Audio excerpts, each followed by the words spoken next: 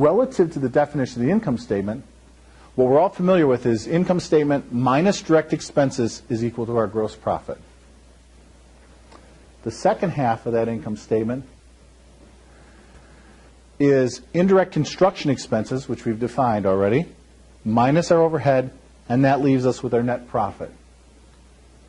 Here's the step that I like to take, and we're going to do for this analysis. This indirect construction expenses gets moved up into the direct expenses so that it affects our gross profit.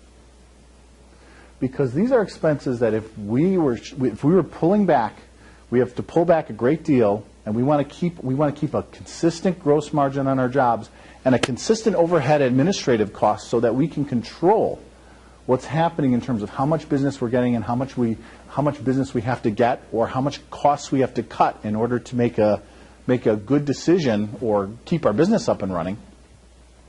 Then what we're going to have to do is keep these as consistent as possible regardless of the volume of work we do. To do that, our indirect construction expenses have to be part of our direct expenses above this line here. Because if we are reducing, if we're pulling back instead of doing 100 jobs a year and requiring 3 supervisors, we're going to do 20 jobs a year and do 1 supervisor. If this indirect expense is down here, that throws our gross profit off across, our gross profit numbers change. We have a different target then.